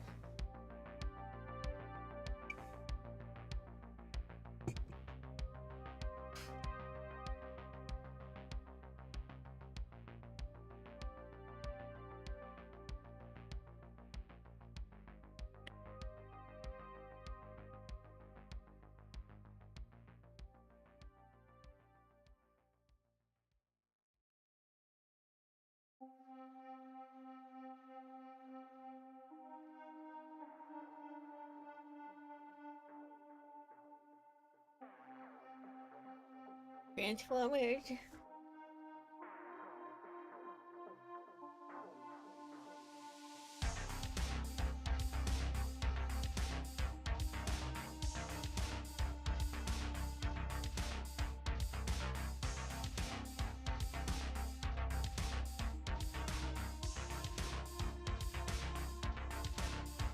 Oh wow, I'm dumb. I also forgot another version of my favorite Starscream, which is the IDW Windblade comic version, because goddamn.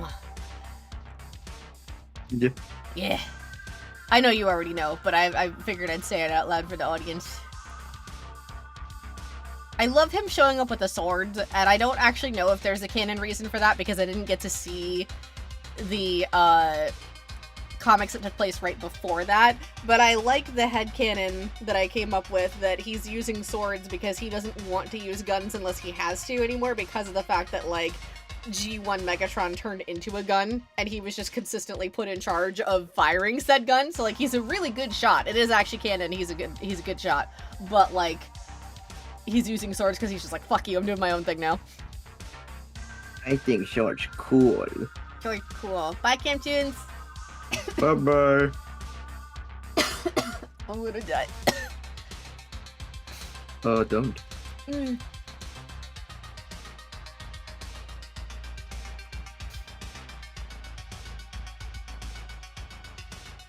gonna bite him. Huh? I'm gonna bite him.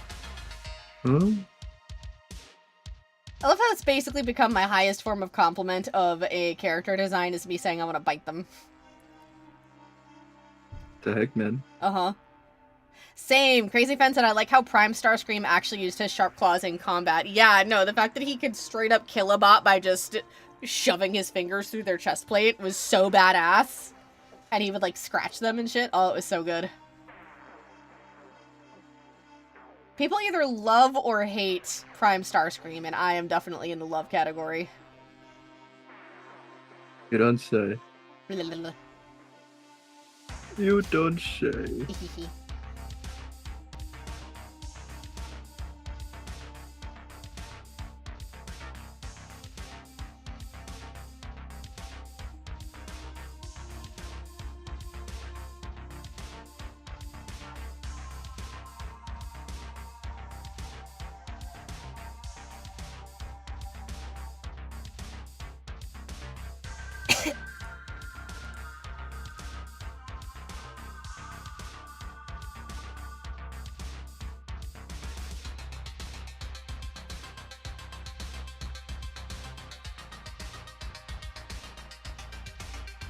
Verity said, for Callan, the highest compliment for a character is wanting to bite them. For me, the highest compliment is the character wanting to... Come on, Verity, finish the sentence.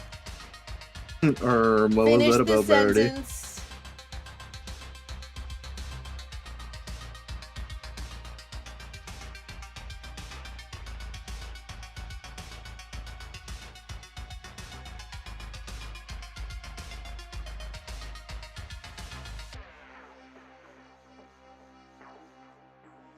Come on, Verita, you can do it. One bosso.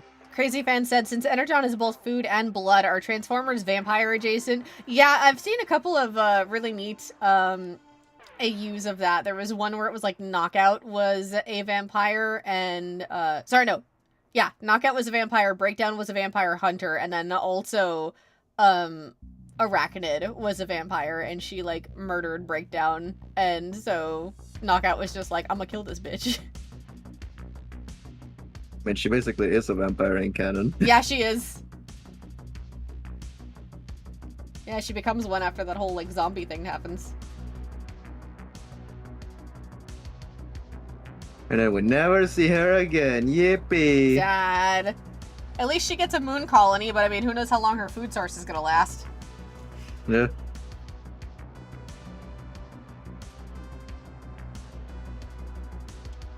Verity said, Callan wants to bite the characters they like. I want the characters to bite me. There you go. That wasn't so hard to say, was it, Verity? There you go, Verity. There you go, Verity. I don't know why We'll be right back, lunch. Okay. I don't know why I'm using that tone of voice. It was just a thing that happened.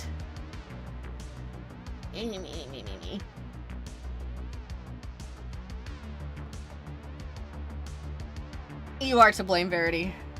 Because it's fun to do so. See, it's not a matter of not wanting symmetry. It was just a matter of I wanted Verity to say it out loud. Sorry.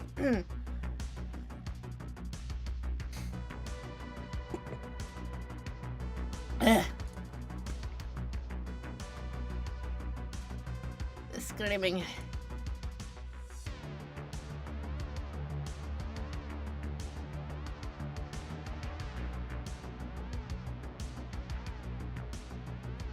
But yeah, let's see. Does anyone have any questions that I can answer about stuff and things and fun things?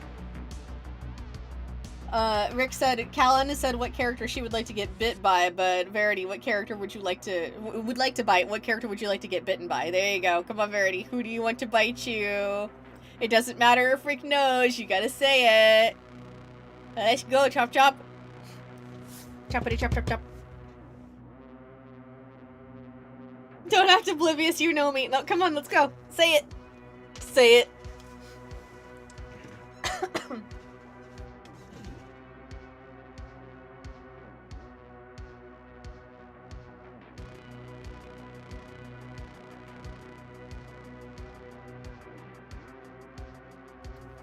Come on, V-Retie. Proud to share with the class. Yep, come on.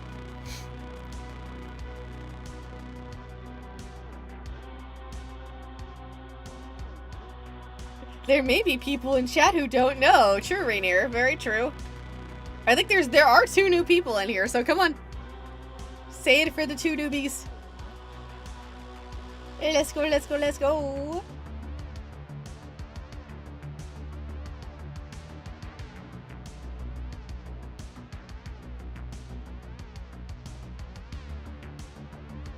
I wouldn't want to derail the stream any more than I already have. This is supposed to be about you and your Transformers fixation. No, come on, let's go.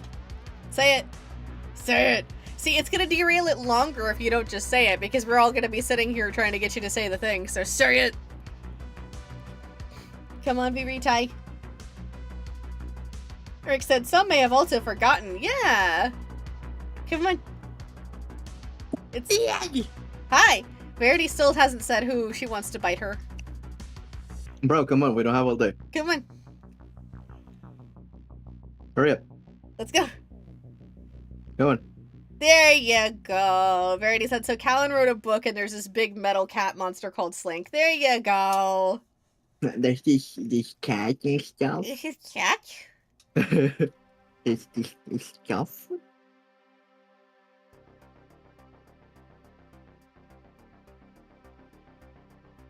The V-Retie has said the thing. Oh my god, she said it. She said it. Clip it.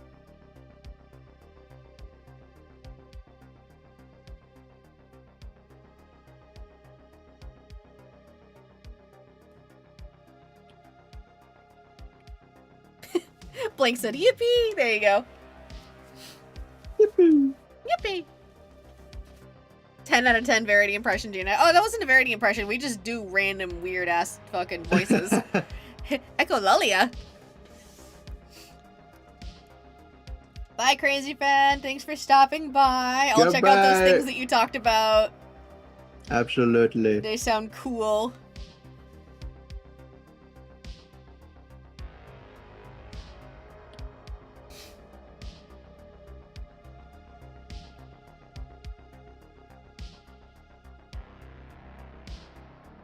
Rainier said, okay, question, if it even has an answer. How do the combiners work? Do they all share one mind or just become an entirely new being? Unfortunately, that answer is it changes via context. For the most part, it does seem like they kind of all share one mind, but there have been versions I've seen where they do seem to form an entirely new personality. Like, just in general, so... In Transformers, anything is possible, because... The multiverse is also canon. They make the multiverse canon in a couple of different contexts, actually. Cyberverse is one, and then the War for Cybertron Netflix series is another, where they make alternate universes canon. Yes. Because yippee. Yippee! Multiverse. Yeah. Multiverse is cool. God. Bro, stop. I'm trying. I'm having some issues. Bro, stop. Mm. Huh?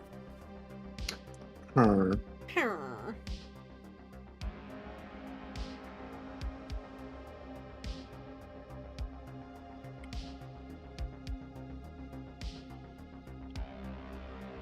But yeah, good question though. Oh yeah, speaking of other canon but also not canon things, did you all know that there is an unofficial but basically official, not safe for work set of zines that comes out at Transformers Con every year? There's been 4 of them. They're called Hot Motor Oil, and they are designed by one of the old IDW artists. Oh my god, what? Uh-huh. So that's why I was just like, it's official, but it's not official because it's not like actually official IDW, but it's done by one of the artists.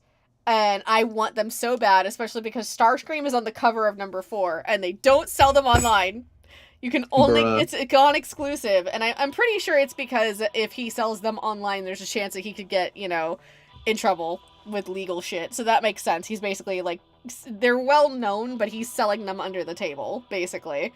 I want issue number 4 so bad. And on the back, it shows like the backside of Starscream, and on his wing it says Star Sexy. I need it. Bro. I want it so bad. Frown said Hot Motor Oil, iconic name choice. Yeah. It's unofficially official. Yeah, exactly.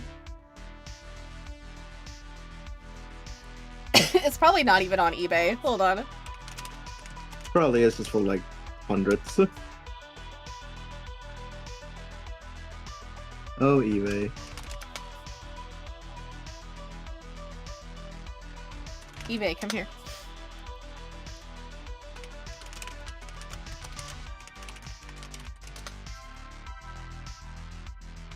It's not popping up, actually. Huh.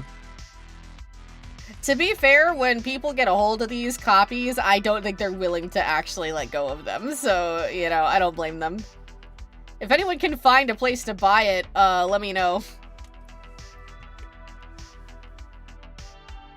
We will watch your career with great interest. That's the thing. I followed the artist, but again, he doesn't have any like links up. So,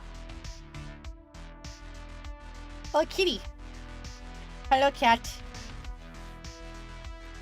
Apparently, what? KH's cat is intensely rubbing against her phone and wants to say hi. Gato. Gato.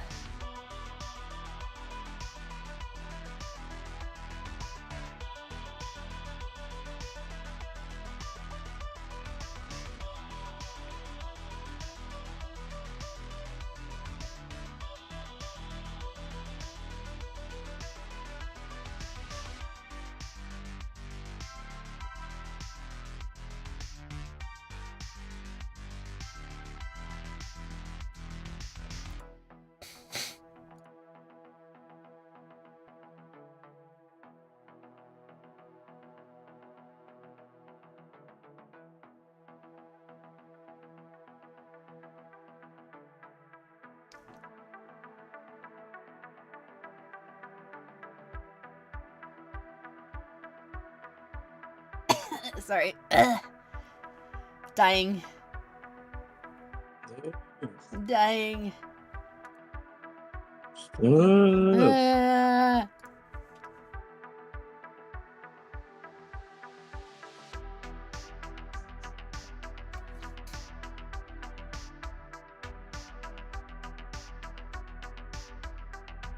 gonna bite him. Oh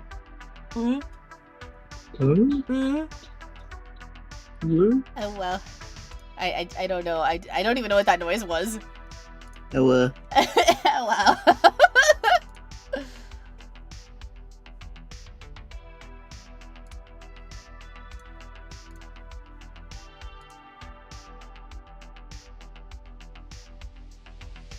You don't like that one cat. Hello. Hello. That's you. Gknight is the wee wee cat whenever one of his beloveds pops up. Wee. He said, don't die, Callan. There's still so much more Starscream to bite. Yeah. Considering the fact that he's like 28 feet tall, there's a lot of him to bite. Not literally. I'm gonna do it. No. I'm gonna do it. No. Why? It's metal. You're gonna break your teeth. Good. Get rid of these fuckers. Get them out of my face. You need to be under anesthesia for that, bro. Give me fake teeth. I'll be happy. Bro? I'm so tired of tooth pain. Bro? What? Gknight, Oh. true. What?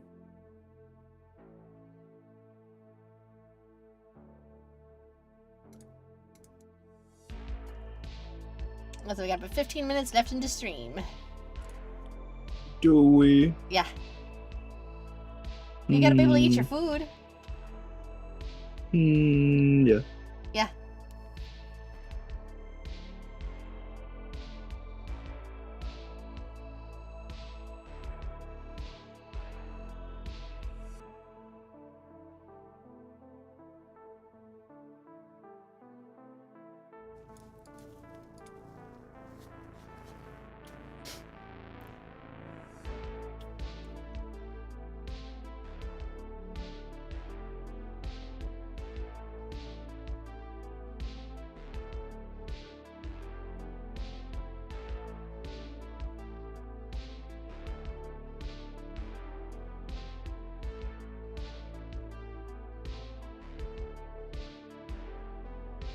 Gknight needs time to consume it. Exactly.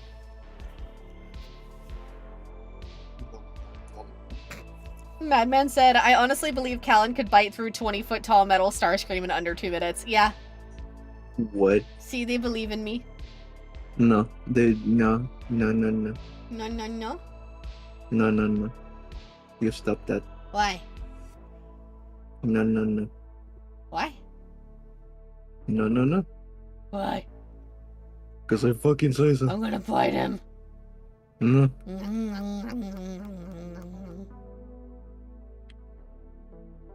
What? No. You squished him like a marshmallow. You gave him the bumblebee treatment. Oh no.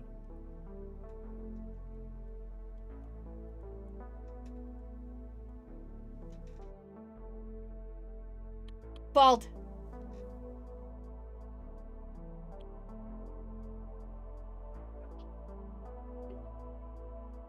We already said with those famously sharp bunny teeth. Exactly. I got this, guys. I can totally just yum yum. No, you do not. Yeah, I do. No. Yeah. No. Yeah. No. Rainier said Gknight needs his food and Callan needs Starscream. Everyone has their sustenance. Yeah. I'm also getting hungry again too, so I might go get the rest of my salad in a bit. He already said Scrumble Scree. What? Oh?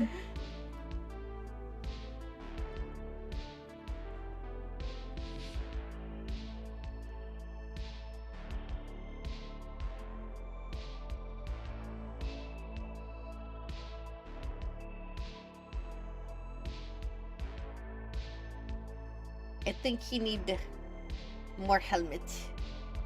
It's something. He looks very bald.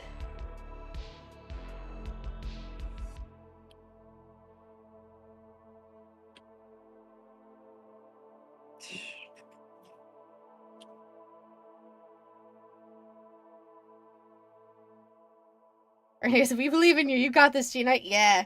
Or got this, Callan. I can read. I can't read. What? I don't know. They were talking to me and I read your name instead. Ah.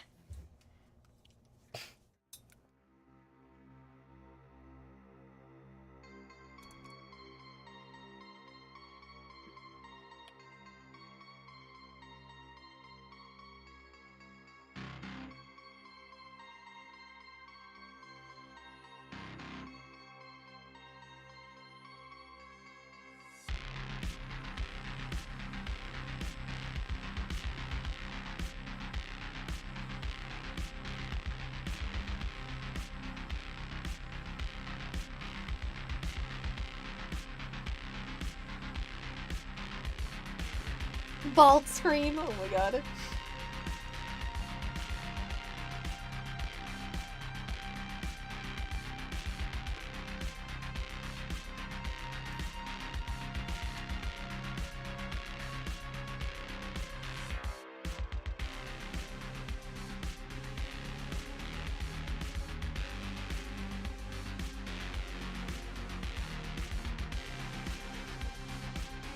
Oh yeah, also while we're both eating, we gotta finish up some more Earthspark.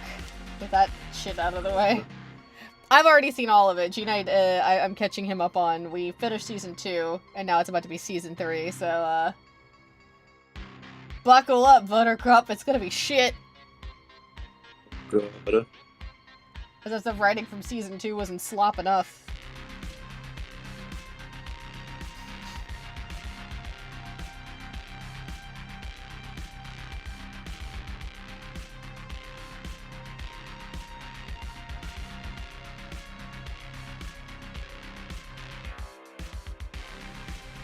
Also, I have an idea. So, hold on. I'm gonna send pics of the one from that animation that I like. Because maybe instead of making it look like the ears on the side, we could do the thing where it kind of looks like a hat. Where is it? Where are these fucking screenshots? I have so many of them.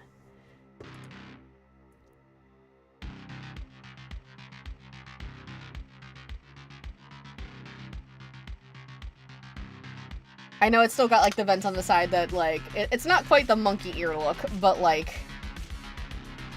you see how it looks like it's got, like, a cap in the front?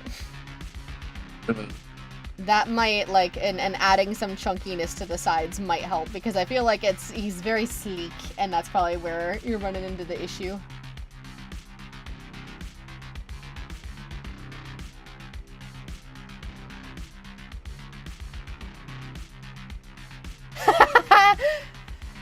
Rick posted a meme and memed him, say the line, Verity, slink. Yay! Yay! Yeah, pretty much. That's basically what happens.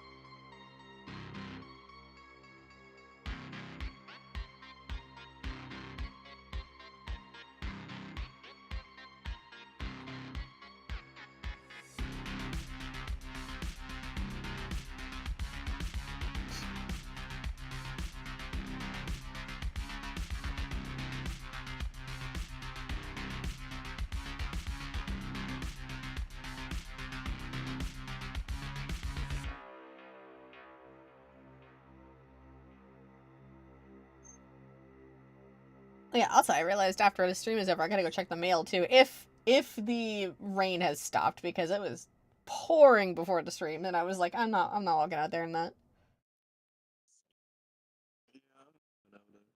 Huh? I'm going out there. Nope.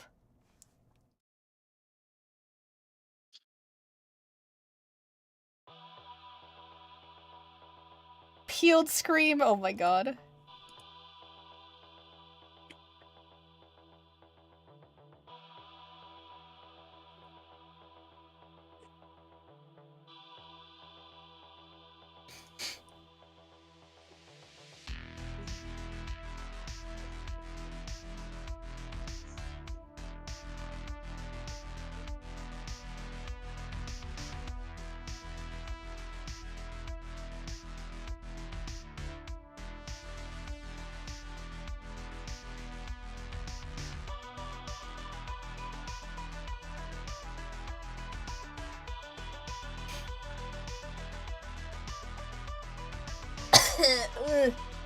Oh my god.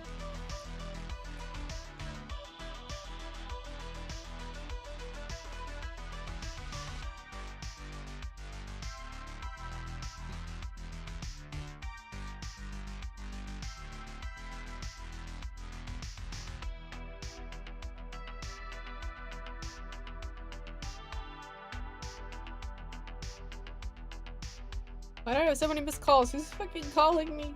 All y'all get away from me.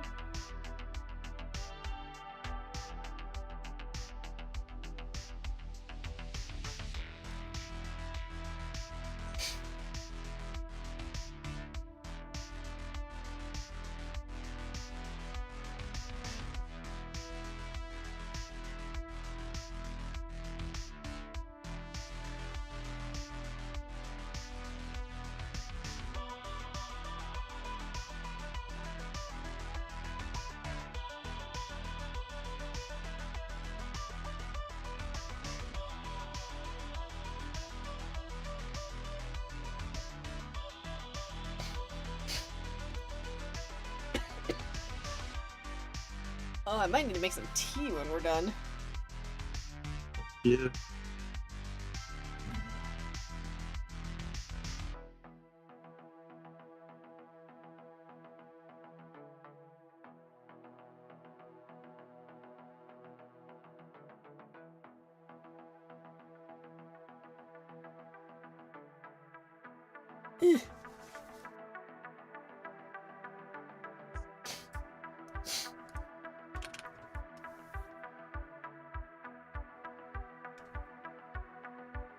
Spill the tea, Callan. What tea?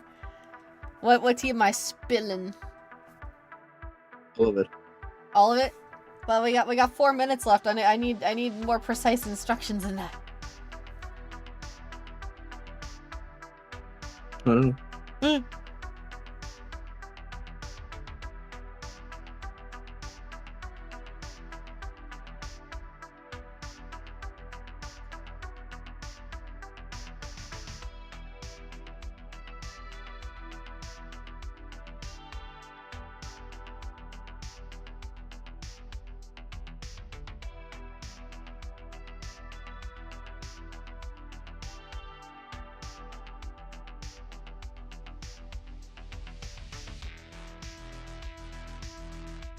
Instructions unclear. Accidentally admitted to being the Zodiac. Huh?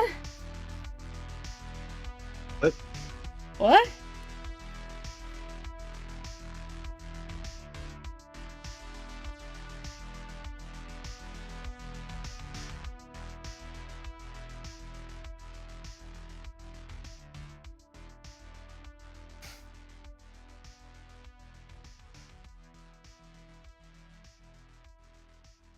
You know, I legitimately wonder if there's any place that we could find Transformers animated to watch it in Spanish.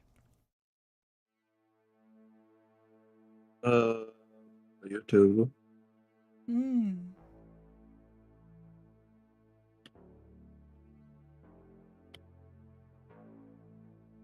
No, not the Zodiac Killer! Fun fact, one of my leads at work apparently looks exactly like that guy.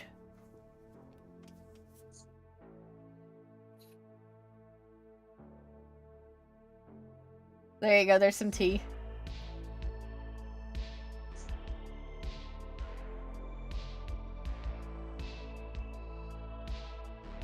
True! Madman says, step 1, shake tea vigorously. Step 2, drink the remaining contents. Step 3, look at Starscream. Yes, absolutely.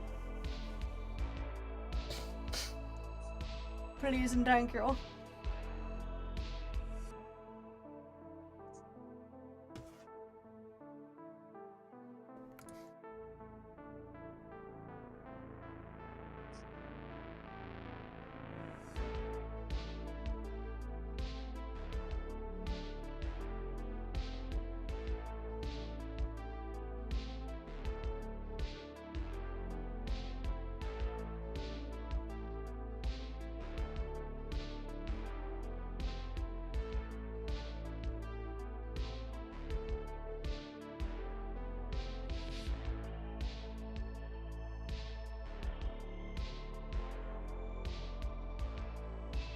I've already said, and remember, when having tea, pinky out. I actually do automatically do that. I don't mean to, it's just a thing.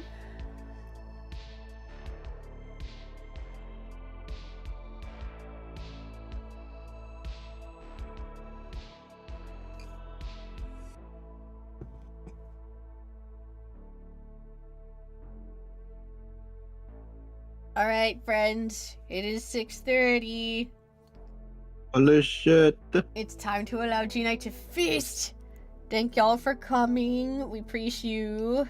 Thank everybody. Oh my god, the Dorito. A fucking Dorito. I forgot the Dorito was is there. the best one. Perfect new canon design right there. Yeah. The less detailed, the better. Yippee. Exactly.